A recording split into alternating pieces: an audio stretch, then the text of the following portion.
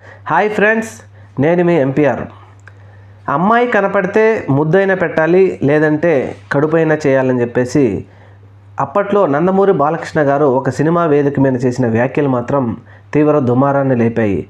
ఇప్పుడు అది మనం ఎందుకు చెప్పుకోవాల్సి వస్తుందంటే, నందమూరి బాలకృష్ణ గారు అప్పట్లో చేసిన వ్యాఖ్యలు మాత్రం ఇప్పుడు నెటిజన్లు బాగా ట్రోల్ చేస్తూ ఉన్నారు. హిందూపురం మండలంలో గొల్లాపురం గ్రామానికి చెందిన ఒక టీడీపీ నాయకుడు, నందమూరి బాలకృష్ణ ఫ్యాన్స్ అసోసియేషన్ అభిమాన సంఘానికి ఒక నాయకుడిగా ఉన్నటువంటి అతను ఒక 16 ఏళ్ళ అమ్మాయిని నమ్మించి ప్రేమ పేరుతో వచించి గర్భవతిని చేసి వెళ్ళిపోయాడు. ప్రెగ్నెంట్ అంటే అప్పటికి ఆ అమ్మాయికి తెలియదు. అతను ఆల్రెడీ ఒక కేసులో ఉండి అతను జైలుకి వెళ్ళిపోయాడు. గత 2-3 రోజుల క్రితం ఆ అమ్మాయికి పూర్తిగా కడుపు నొప్పి రావడంతో తన తల్లిదండ్రులిద్దరూ హాస్పిటల్లో చేర్పించడంతో ఈ పాప ప్రెగ్నెంట్ అని తెలిసింది.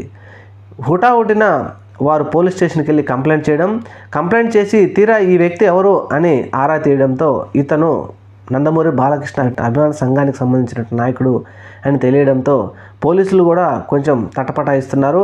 అయితే ఇక్కడ కొంచెం ఎంత తటపటాయించినప్పటికీ ఇతను ఆల్రెడీ జైల్లో ఉన్నాడు కాబట్టి ఇతనికి ఇంకా స్టేషన్లో ఒక కేసు నమోదు చేసి వదిలేశారు. కానీ ఈ పాపకు న్యాయం ఎలా జరగాలి అని చెప్పేసి ఇప్పుడు అక్కడంతా నిరసనలు చేస్తూ ఉన్నారు. ఇలాంటి నిరసనలు ఎన్ని చేసినప్పటికీ మన రాష్ట్రంలో జరుగుతూనే ఉన్నాయి. మచ్చుమర్రి బాలిక ఇప్పటికీ ఆ పాప మృతదేహం ఇప్పటికీ దొరకలేదు. 5 నెలల పసికందును హత్యాచారం చేశారంటే అసలు మనం ఈ రాష్ట్రంలో ఏం జరుగుతూ ఉంది? ఇలాంటివి చేయటం ఇంకెంత ఘోరం. ఇలాంటి సంఘటనలు మనం ఎన్ని వీడియోలు చేసినా, ఎంతమంది అవగాహన కల్పించినా వీళ్ళు మారడం లేరు.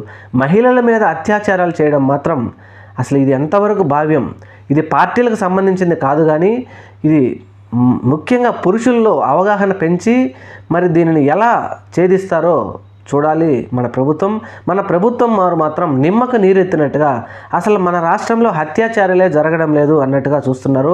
ఎక్కడో కలకత్తాలో ఒక జూనియర్ డాక్టర్ని హత్యాచారం చేసి చంపేస్తే గత వారం రోజులుగా దేశం మొత్తం డాక్టర్లందరూ ధర్నా చేస్తూ అట్టడికిపోతూ ఉంది దేశం మొత్తం. అయితే మన రాష్ట్రంలో విశాఖలో జూనియర్ డాక్టర్లు ధర్నా చేస్తే వారిని సస్పెండ్ చేయటం, వారు దీని మీద మీరు సంజాయిషి ఇవ్వడం, ఇలాంటివి ఇప్పుడే ప్రోత్సహిస్తే రాబోయే కాలంలో ఇంకా ఎక్కువ జరుగుతాయని చెప్పేసి తెలుగుదేశం ప్రభుత్వం వారిని అణగదొక్కడం ఎంతవరకు సమంజసం? ఇలాంటి హత్యాచారాలను ప్రభుత్వం అనుమతిస్తుందా? లేకపోతే మన law and order home minister Vangalapudi Anitha గారు అప్పటిలో ఎన్నో మాటలు చెప్పారు. అసలు మన డిప్యూటీ సీఎం పవన్ కళ్యాణ్ గారు అయితే తల ఎగరేస్తూ వెంట్రుకలు ఎగరేస్తూ ఒక అమ్మాయికి అన్యాయం జరిగితే క్షణంలో వాళ్ళ ఇంట్లో వాలిపోతానన్నట్టుగా సినిమా డైలాగులు చెప్పినటువంటి మన పవన్ కళ్యాణ్ గారు, వంగలపూడి అనిత గారు, అసలు ఎల్లో మీడియా అయితే జగన్మోహన్ రెడ్డి గారే హత్యాచారం చేసినట్టు ఆయన ముఖ్యమంత్రిగా ఉన్నప్పుడు చిన్న ఒక విషయం జరిగితే జగన్మోహన్ రెడ్డే మొత్తం చేసేస్తున్నాడు అన్న విధంగా మాట్లాడినటువంటి ఎల్లో మీడియా ఈరోజు దానిని పక్కకు నెట్టేసి అసలు రాష్ట్రంలో ఏమీ జరగటం లేదు అని సైలెంట్గా కూర్చోవడం మాత్రం ఎంతవరకు భావ్యం? ఇలాంటి సంఘటనలు రాష్ట్రంలో ఇప్పటికిప్పుడే ఇంకా మారేటట్టు లేవు. చూద్దాం, మరి ఇప్పటికైనా పురుషులలో కొంతవరకైనా అవగాహన తెచ్చుకొని మహిళల మీద అత్యాచారాలు ఆపేయండి. Thank you. మన ఛానల్ని తప్పకుండా సబ్స్క్రైబ్ చేయండి.